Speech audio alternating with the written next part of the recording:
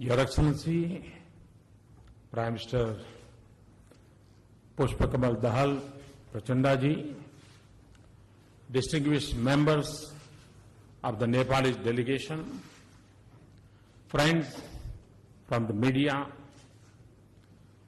in the history of our friendship, today is a significant day. On his first visit abroad, after assuming the office, it is a great pleasure for me to welcome Excellency Prachanda and members of his delegation in India.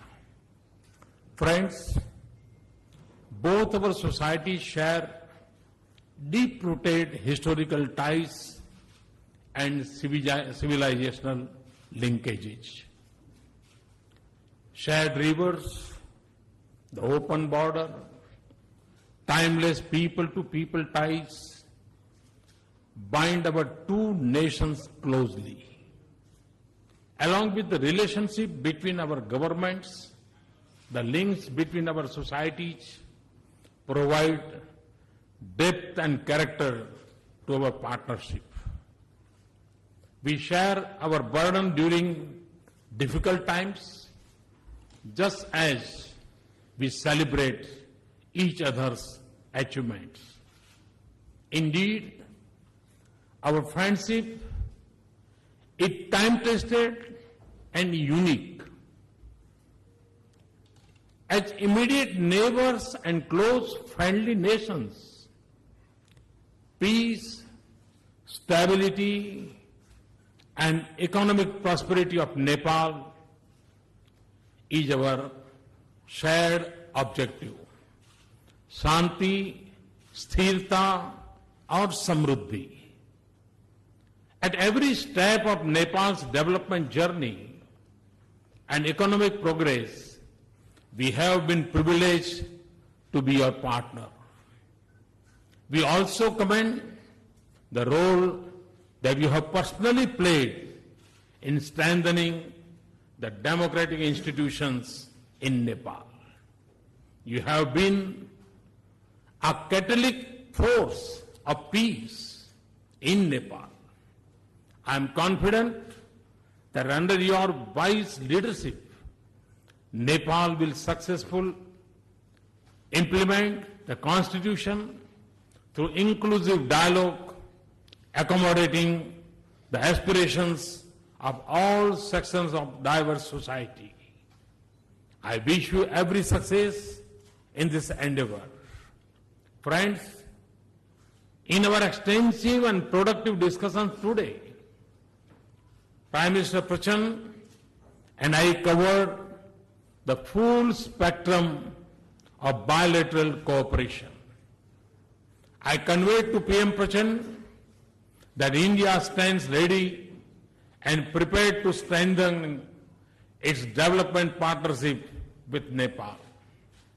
And we will do so as per the priorities of the people and government of Nepal. In this context, we have today signed the agreement of line of credit of US $150 million for post-earthquake reconstruction of Nepal. I am confident that it will bring relief to millions of people affected by last year's devastating earthquake in Nepal. India has also agreed to extend additional line of credit for new projects such as Phase 2 of Tarai roads, power transmission lines, substation and polytechnic in Kaski. Friends, Prime Minister Prachand and I recognize that securing our societies is essential for achieving our shared objective of development and strong economic growth. We also agree that our security interests are closely aligned and interlinked. Open borders between our two countries provide great opportunities for cooperation and interaction among our people. But we must also continue to guard against elements that seek to misuse the border.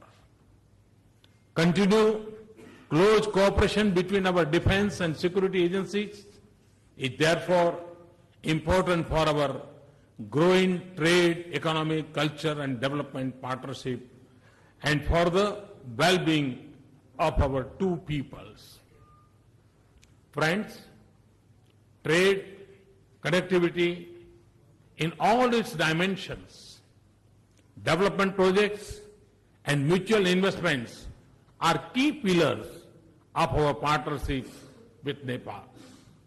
India's initiatives are open sky, cross-border, power trade, transit routes, cross-border connectivity would directly benefit Nepal and help strengthen our economic partnership.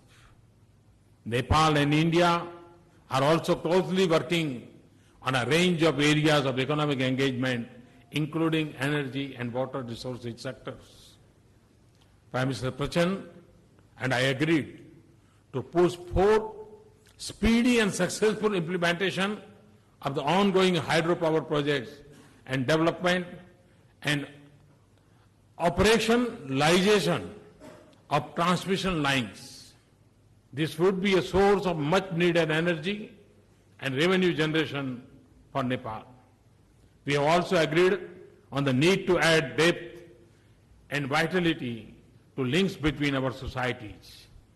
We have agreed to showcase our shared Buddhist heritage and focus on the development of Ayurveda and other traditional systems of medicines.